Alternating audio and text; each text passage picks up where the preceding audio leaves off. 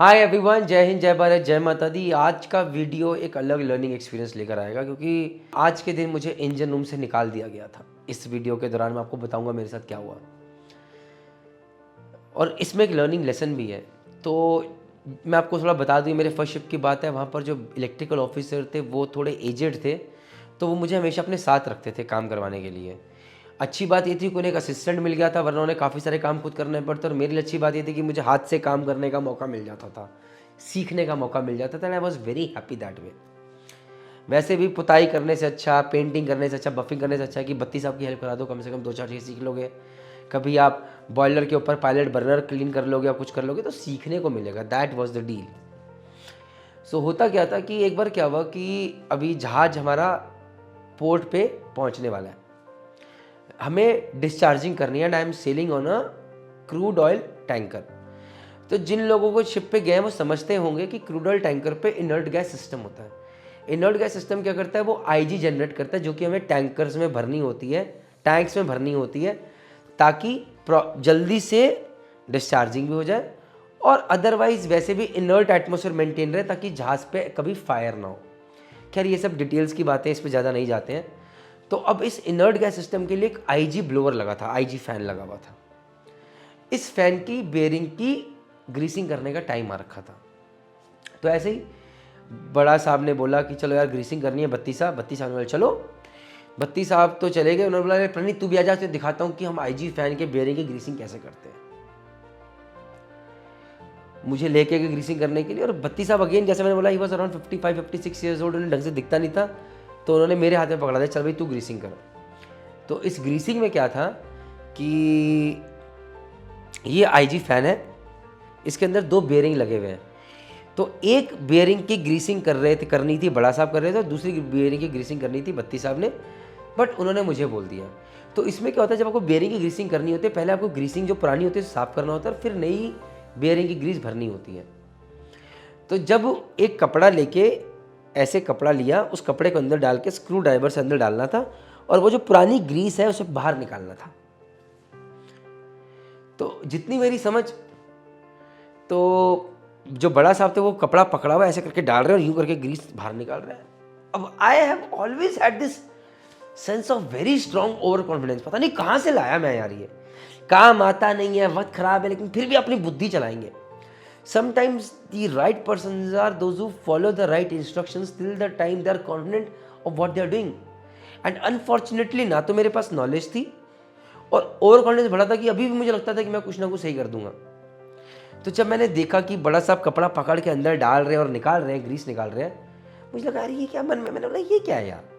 सीधा एक ही बार पूरा कपड़ा अंदर डालो स्क्रू ड्राइवर के साथ और पूरा साफ करके निकाल लो। बिना ये पूछे कि आपने ऐसा क्यों किया, बिना जाने मैंने कपड़ा छोड़ा, अंदर डाला, उसका स्क्रू ड्राइवर बाहर निकाला, कपड़ा है ही नहीं।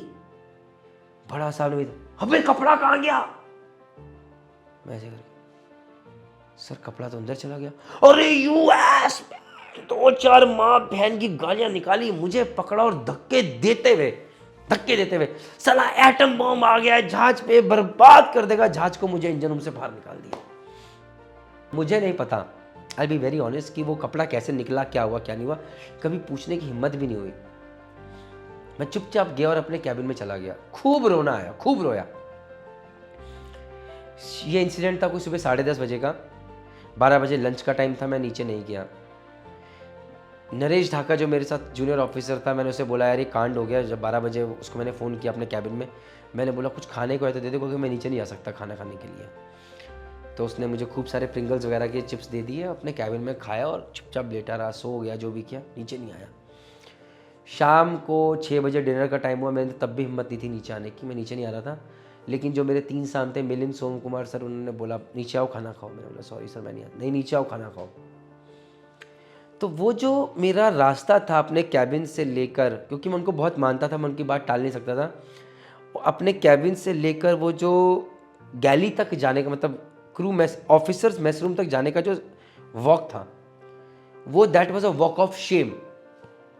क्योंकि जहाज पे सबको पता चल चुका था कि आज जूनियर इंजीनियर ने फिर से कांड किया है और उसे इंजन रूम से धक्के देके निकाल दिया गया है। कोई भी नीचे, जब मैं जा रहा था रास्ते में तो हर कोई मेरी तरफ देख के मुस्कुरा रहा था, अरे आज तो कांड कर दिए वे।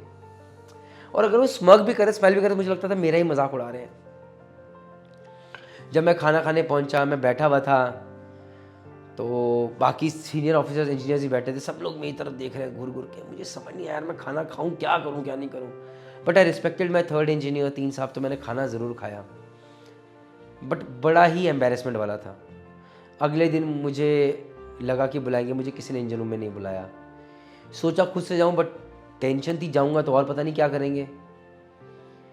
अगले दिन शाम को भी मुझे, मतलब अगले दिन भी मेरी छुट्टी थी और मैं अपने कैबिन से बाहर नहीं निकल पा रहा था शर्म के मारे। कुछ लोगों को लगेगा अरे यार आराम करने को मिल गया, अरे यार ऐसा आराम कभी किसी को मत दो। मैं आपको बता रहा हूँ, जहाज पे सबसे बुरी सज़ा है अगर किसी को बोला जाए you will stay in your cabin, you will not come out. सबसे बुरी और सबसे खराब सज़ा है जहाज पे, ट्रस्ट में।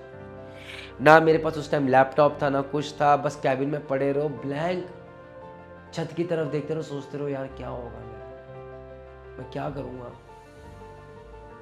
इंजन रूम से निकाल दिया, पता नहीं जहाज से उठा के फेंक ना दे, क्या जाके पापा को जवाब दूंगा, क्या करूँगा जीवन में। तो कितने सारे क्वेश्चन चलते थे दिमाग में यार, empty vessels make the most noise.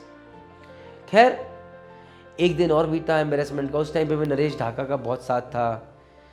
जैसे जैसे वक्त निकल गया, अगले दिन सुबह मुझे कॉल आई, काम डाउन। मैं फट से नीचे पहुंच गया और ना किसी ने मेरे से पूछा कि क्या किया क्या, ना मैंने कुछ बताया। And I just started working.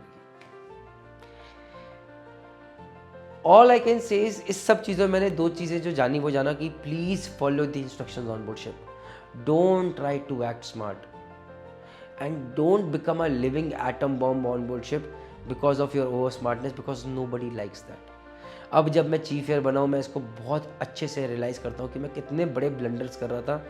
और शुक्र है मुझे जहाज से उठा के फेंक नहीं दिया गया, इसे हटाओ, इस लाइबिलिटी को, इसे चाहिए नहीं, सैक नहीं किया गया। उन लोगों में फिर भी इतनी सहन शक्ति थी कि मेरे को झेला, बहुत बड़ी बात थी।